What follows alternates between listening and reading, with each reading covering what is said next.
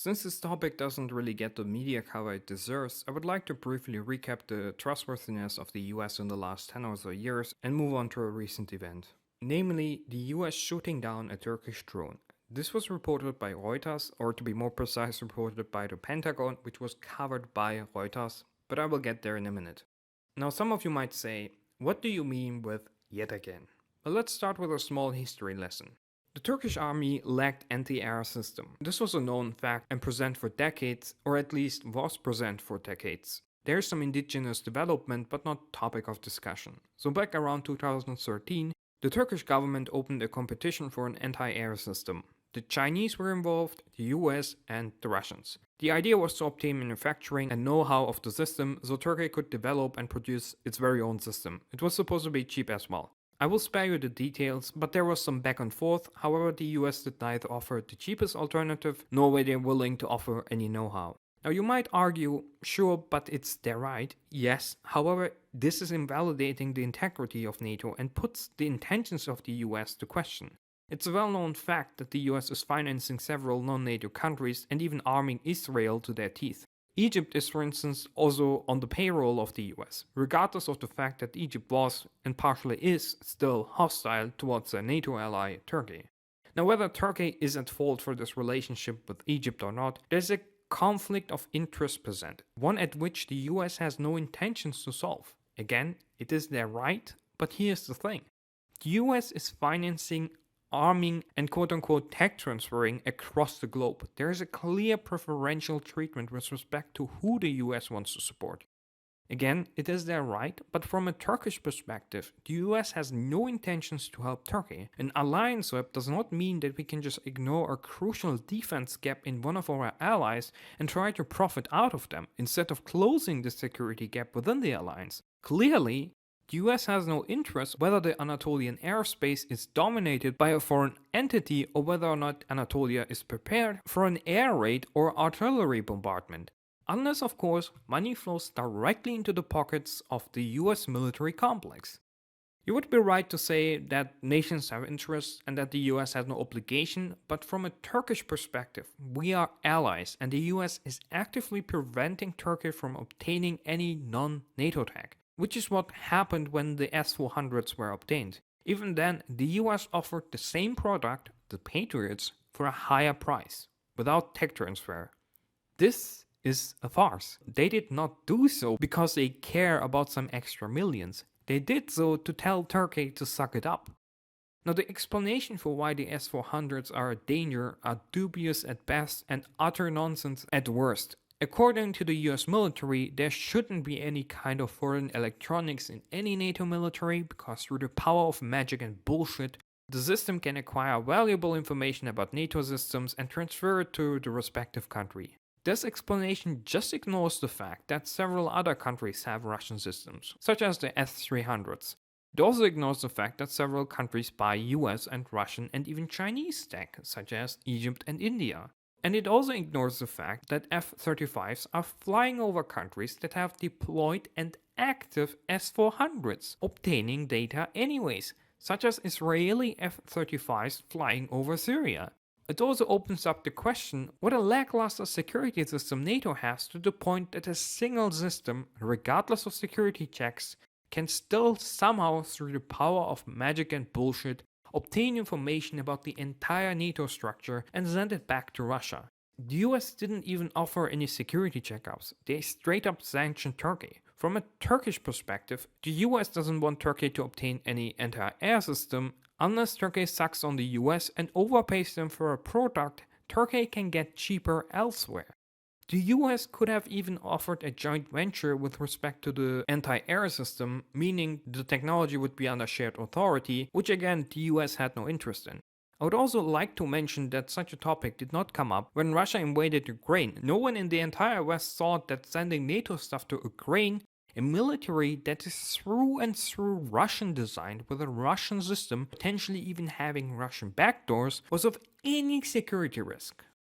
Anyways, so there were some other shenanigans. Turkey captured self-claimed spies. I do not believe that Turkey is going to imprison random US citizens, so there is definitely more to the story than just Turkey is evil. But I'm not gonna get into it. There is the topic of veto, an entire cult infiltrated the Turkish state system, and yes, the Turkish government is at fault themselves, but it doesn't change the fact that this cult is currently a state enemy of Turkey, which the head of which is sitting in the US. It gives off really weird vibes, especially when you consider the fact that the US was involved in the 1980s coup in Turkey, which the West, by the way, hailed. Somehow democracy and worker rights didn't mean anything anymore, and a coup is somehow good.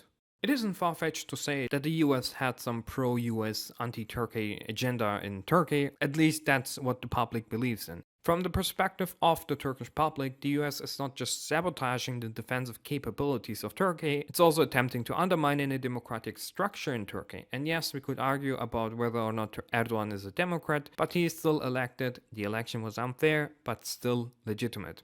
There's also the topic of the FSA, whether the US should have supported them, whether the US should have invaded Syria together with the Turkish armed forces in order to combat ISIS and whatnot, but these topics are too big for a recap of events, and long story short, there's a massive lack of cooperation from the side of the US. US interests clearly go against Turkish interests, and not because there's no alternative.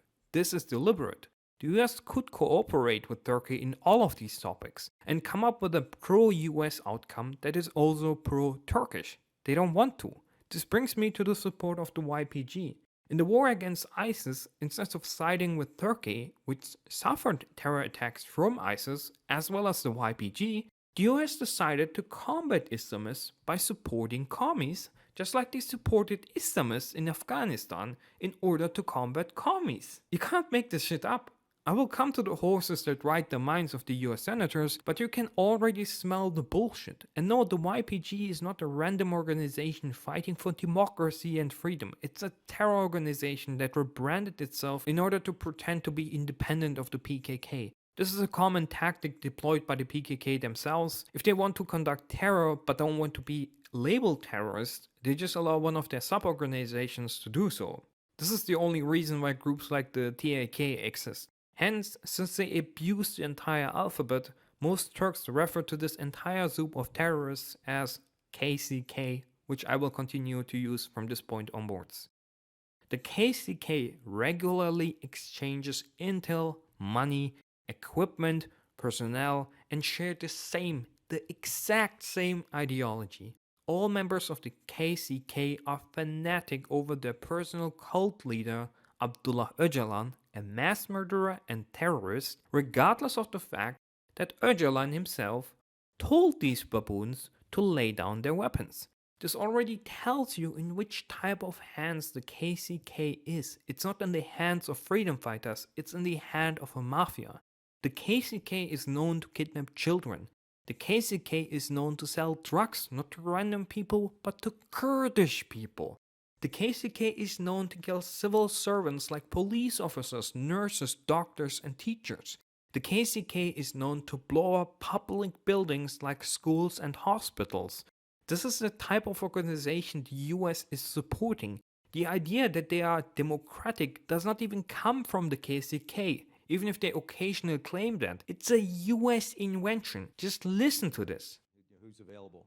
The one that I think is most discussed and most misunderstood is the evolution with our counterpart in Syria, the so-called Syrian Democratic Forces.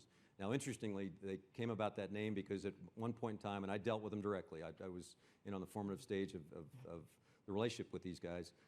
They formally called themselves the YPG, who the Turks would say equated to the PKK. You're dealing with a terrorist enemy of mine. How can you do that, ally? So we literally played back to them that, hey, you got to change your brand. What do you want to call yourself besides the YPG? And with about a day's notice, they declared that they were the Syrian Democratic Forces. I thought it was a stroke of brilliance to put... This was General Raymond Thomas from the US Special Operations Command. Just imagine Turkey, in order to combat narcotics, supports Al-Qaeda at the US-Mexican border. It's pure insanity. So while the previous portrayals were, let's say, debatable, this schießt den verdammten Vogel mit einer Rakete ab. It's US betrayal, an open betrayal through and through. There is no question or doubt about it. The US favors a effing mafia that is hostile towards Turkish citizens, predominantly making Kurds suffer over supporting Turkey. Sheer insanity, my friend. But this is of course not all. In early October this year, the PKK conducted a terror attack in Ankara, which resulted in the Turkish armed forces bombing the living out of the KCK in northern Syria. And before people go like, this is a false flag attack, we don't need any justification to bomb the F out of the KCK. Everyone from Turkish commies to Turkish nationalists, from elitists to poor people, are in full support of these operations. Who do we need a justification for? Turkey is at war with the KCK, and the PKK is already labeled a terror organization among NATO members. Now back to the topic. For some strange reasons, the Turkish Secret Service has military hardware. And while these operations were conducted, the US shot down the drone of the Turkish Secret Service. To play the devil's advocate, you could argue that the US had no idea that this was a Turkish drone, since the Turkish army probably cooperates with local US forces, while the Secret Service did not do so. But unless we have utter morons present in Syria, and unless they are down to 2 brain cells, it's not hard to figure out who this drone belongs to when the Turkish armed forces are conducting a military raid as a reaction to the terror attack the KCK conducted in the damn capital. Why is this important? Because the US went from sabotaging the Turkish defense capabilities to undermining Turkish democracy, to supporting enemies of Turkey, including at the Turkish border, to actively shooting Turkish hardware down. We're one step away from the US killing Turkish soldiers, and at this point I wouldn't even be surprised if this happens. Somehow, such a significant event is not all over the news. Somehow, the US as a leading figure in NATO betraying its allies for a mafia is not important enough.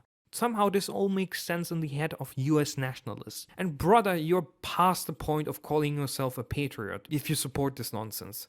And just a simple question, since I can smell the bullshit arguments of some. In the last 2 decades, Turkey allowed the right to learn Kurdish in Turkish educational institutions. Turkey is increasingly investing into Kurdish areas. Turkey normalized being Kurdish, so Kurdish traditions are openly celebrated. And as one of few, if not the only country, there are many prominent Kurds that are famous in Turkey to the point that they are loved and respected among the population. There is Said Nursi among the conservative circles. İnönü, one of the founders of Turkey, was a half-Kurd and he played a gigantic role in politics in the early Republican era. İbrahim Tatlıses is loved for his music. Özal was a Kurdish prime minister of Turkey, and even the current financial minister and former vice president of Turkey, Mehmet Şimşek, is a well-respected man not only in Turkey but also internationally. Now, of course, this doesn't mean that all the problems are fixed, but we are moving to the right direction. Here are my questions. One for the Kurdophiles and one for the US fanatics.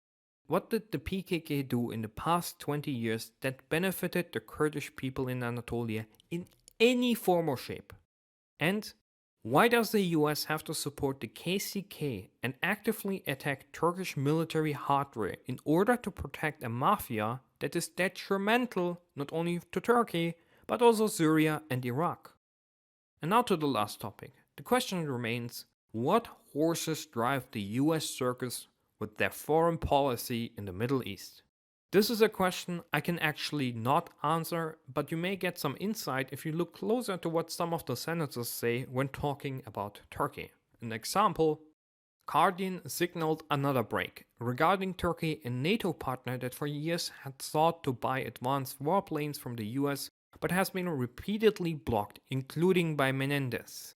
Menendez had placed a hold barring the sale of F-16s to Turkey, arguing in parts that he was concerned about Turkey having more air power than Greece, its neighbor and rival. Guardian is the new chairman of the Senate, Menendez is the former. This might sound very trivial, it isn't. Whatever the reason is, be it lobbying, being actually racist, or having some weird Christian unity fantasies, there are public figures within the Senate that give preferential treatment to some of the NATO allies and put disadvantages on others. The US would rather escalate the relations within NATO, modernizing one army and keeping another worse for the simple reason that some people in the Senate feel like it. Finally, you might say, as a, let's say, Polish dude, why do I care? Simple. Today it's Turkey, tomorrow it might as well be your country. There is no reason for the relationship between the US and Turkey to be like this. And even though Turkey has some responsibilities in this drama, the lion's share falls on the US. It's pure insanity to support the enemies of your ally at the borders of your ally, and then to complain about your ally having a problem with it, further escalating the situation. The US is an unreliable ally. With enough money, you can make US senators betray their own allies, undermine the entire NATO structure, and F a decades-long relationship within years. If you still want to rely on the US, go ahead. In no form or shape am I advocating against it, and in no form or shape am I saying we should stop having relationships with the US. But as it stands now, you are an absolute circus if you believe that the current US senators are going to defend your interests just because you're an ally. That they will keep treating your nation favorably because you suck up to them, and that the security of your nation is granted because you're in NATO. NATO is dead. You live under US tyranny.